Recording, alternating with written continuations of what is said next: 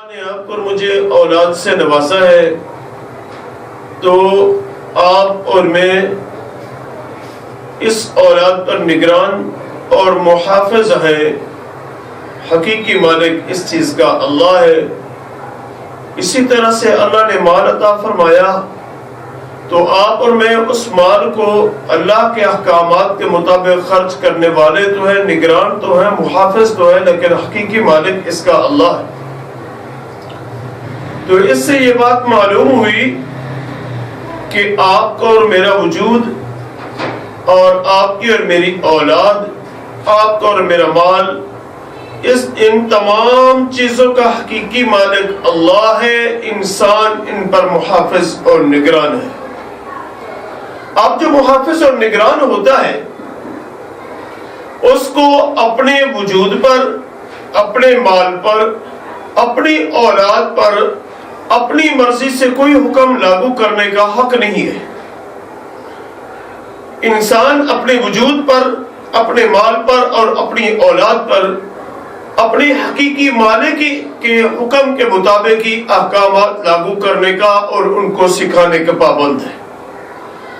اب اگر ایک آدمی یہ کہتا ہے وجود تو میرا اللہ نے مجھے دیا ہے لیکن اس پر مجھے میرا اپنا حق حاصل ہے، میں کسی اور کا حق ماننے کے لیے تیار نہیں ہوں، تو وہ آدمی حقیقت میں اللہ کا باغی بن رہا ہے۔ ظاہری طور پر وہ شیطان کے چنگل میں پھنس کر، اپنی خواہشات نفسانیہ کے پیچھے چل کر، معاشرے کی دلدل میں پھنس کر وہ یہ چاہ رہا ہے کہ جس طرح سے معاشرہ مجھے کہتا ہے میں اسی طرح سے مادر پدر آزاد ہو جاؤں، میں اپنی اولاد کو اسی طرح سے آوارگی سکھا دوں، اپنے مال کو حرام طریقے پر خرچ کر دوں۔ یہ اس کی ظاہری خواہش ہے۔ جو حقیقی مالک اللہ ہے وہ اس کا باغی بن رہا ہے۔ جب اپنے وجود کو اللہ کی مرضی کے مطابق نہیں چلائے گا، جب اپنے وجود کو نبی محترم صلی اللہ علیہ وسلم کے خواہشات کے مطابق نہیں چلائے گا، اپنی اولاد کو وہ اللہ اور اس کے نبی صلی اللہ علیہ وسلم کی تعلیمات کے مطابق سبق نہیں سکھائے گا، اپنے مال کو اللہ اور اس نبی صلی اللہ علیہ وسلم کے خواہشات اور طریقوں کے مطابق خرچ نہیں کرے گا، حرام پر خرچ کرے گا، اولاد کو غلط تربیت دے گا، اپنے وجود کو غلط راہ پر خرچ کرے گا، تو وہ حقیقت میں اللہ کا باغی بن رہا ہے۔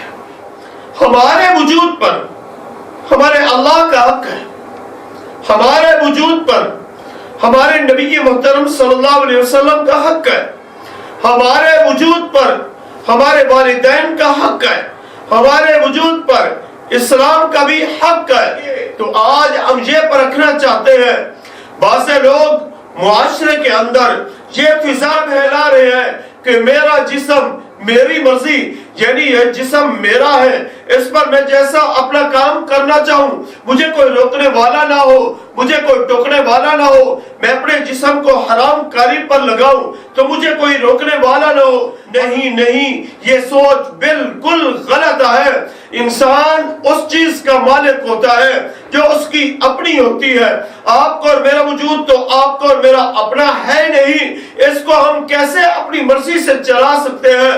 آپ کو اور میرا وجود یہ اللہ کی امانت ہے، اللہ کا حکم آئے گا ہم اس کے مطابق چلیں گے، رسول اللہ صلی اللہ علیہ وسلم کا حکم آئے گا ہمیں اس کے مطابق چلنا پڑے گا۔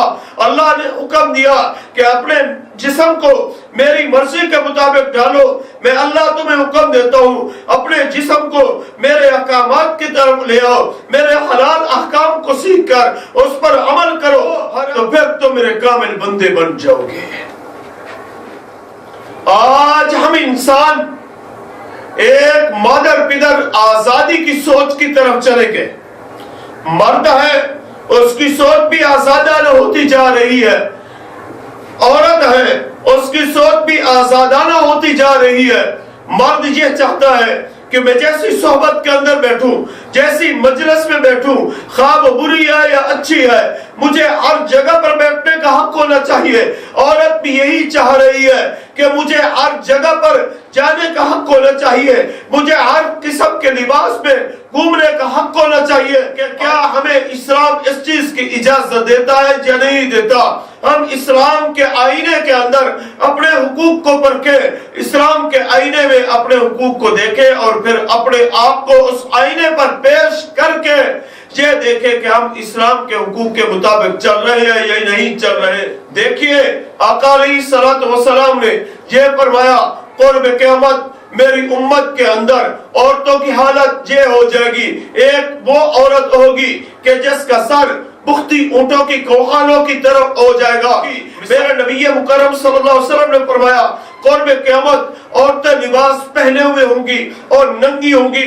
نیٹ کا لباس معاشرے کے اندر وجود میں آ چکا ہے، اور عورت جو ہے وہ ہار سنگار کر کے نکلے گی، وہ کپڑا پہنے ہوئے بھی ننگی ہوگی، لوگوں کو اپنی طرف میل کرے گی، خود ان کی طرف میل ہوتی چلی جائے گی۔ یہ میرا جسم میری مرضی کا یہی نتیجہ ہے کہ اپنی خواہشات کو لے کر چلو، اپنی عزت کو برباد کر دو، اپنے مال کو برباد کر دو، اپنے ایمان کو برباد کر دو۔ جب ہم اللہ اور اس کے نبی صلی اللہ علیہ وسلم کے احکامات کو اپنے جسم پر لاگو کریں گے، ہمارا ایمان بھی بچ جائے گا، ہماری جان بھی بچ جائے گی، ہماری عزت بھی بچ جائے گی، ہمارا مال بھی بچ جائے گا۔ تو آئیے ہم اپنے آپ کو اور اپنے وجود کو اللہ اور اس کے نبی صلی اللہ علیہ وسلم کی خواہشات کے مطابق چلائیں۔ یہ نعرہ جو لگایا جا رہا ہے معاشرے کے اندر کہ میرا جسم میری مرضی، یہ دجال کا نعرہ ہے، یہ شیطانیت کا نعرہ ہے، یہ اپنی عزت کو برباد کرنے کی طرف انسانیت جا رہی ہے۔ اس سے ہمیں بچ کر اللہ اور اس کے نبی صلی اللہ علیہ وسلم کے دامن میں آنا چاہیے۔ جب ہم اسلام کے دامن میں اپنے آپ کو لے کر آئیں گے، ہماری عزت میں محفوظ رہ جائے گی، ہماری دنیا بھی اچھی بن جائے گی اور آخرت بھی اچھی بن جائے گی۔